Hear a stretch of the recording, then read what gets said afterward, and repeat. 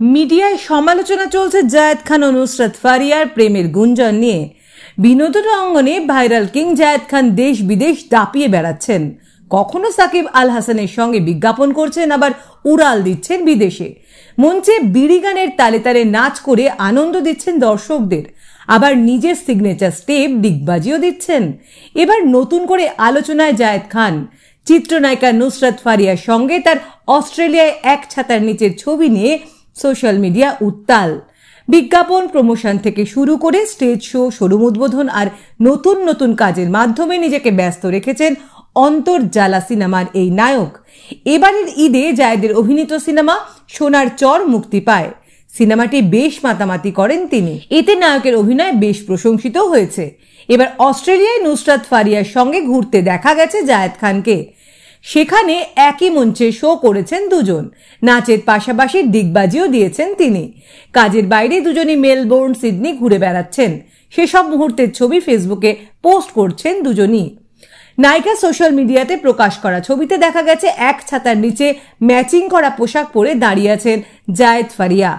দেখে মনে হচ্ছে জায়েদ কোনো মজার কথা বলছেন না নুসরাত মাথা নিচু করে হাসছেন। সিডনি অপেরা হাউসের তীরে এই ছবি পোস্ট করেছেন নায়িকা নিজেই। ক্যাপশনে লিখেছেন তারা সিডনিতে আছেন এবং 5 মে দেখা হওয়ার কথাও জানিয়েছেন। জায়েদের সঙ্গে ফারিয়ার ছবি দেখে একদিকে যেমন খুশি ভক্তরা, অন্যদিকে হাসি ঠাট্টায় মেতেছেন নেটিজেনরা। কেউ লিখেছেন নতুন জুটি হলে ভালোই লাগবে, কেউ লিখেছেন শেষমেশ জায়েদ খানের সঙ্গে আপনি, এটাই যেন শেষ শো হয় এবং জায়েদের সঙ্গে যেন কোনো মুভি না হয়।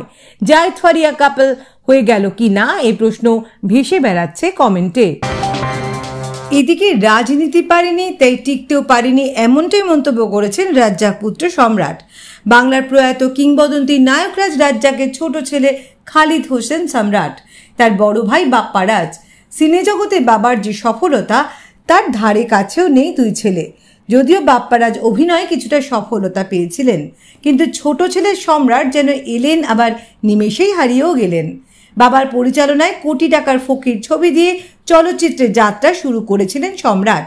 এরপর একে একে অভিনয় করেন কার্তুজ, আয়না কাহিনী, মন দিয়েছি তোমাকে, বাপ বড় না শ্বশুর বড়, রিক্সাওয়ালার ছেলে সহ বেশ কয়েকটি ছবিতে। তারপর ধীরে ধীরে রূপালী পর্দা থেকে হারিয়ে যান সম্রাট। একবার অভিমান ভেঙে ফিরেছিলেন, কিন্তু তেমন কিছু করতে না পেরে আবার অন্তরালে চলে যান রাজ্জাক পুত্র সম্রাট।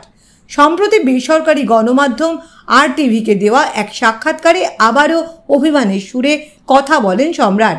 তিনি বলেন, আমি প্রশিক্ষণ পেয়ে এসেছি, সরকারি পরিচালকের কাজ করেছি, প্রোডাকশনে কাজ করেছি, অভিনয়ের জন্য কাজ করেছি। একজন শিল্পীর তৈরি হতে একটু সময় লাগে। আমি যখন নিজেকে তৈরি করে একটা জায়গায় এসেছি তখন কিন্তু আমাদের হলগুলো প্রায় বন্ধ হয়ে গেছে। আমি যখন শুরু করেছিলাম তখন 100 থেকে 150 সিনেমা হল ছিল। তখন ঈদ দেখে আমার ছবি মুক্তি পায়নি। স্বাভাবিক সময় আমার ছবিগুলো মুক্তি পেত এবং টাকা উড়িয়ে আনা সম্ভব হতো। কিছু ছবি লোকসান হতো, কিছু ছবি লাভ হতো। ক্ষোভ প্রকাশ করে সম্রাট বলেন, মূলত শিল্পী হতে হলে শৈল্পিক বিষয়গুলো শিখে আসতে হয়। আমি তো রাজনীতি শিখে আসিনি, রাজনীতি করতে পারিনি, হয়তো সেই কারণে আমি ইন্ডাস্ট্রিতে টিকে থাকতে পারিনি। এটা আমার ব্যক্তিগত মতামত।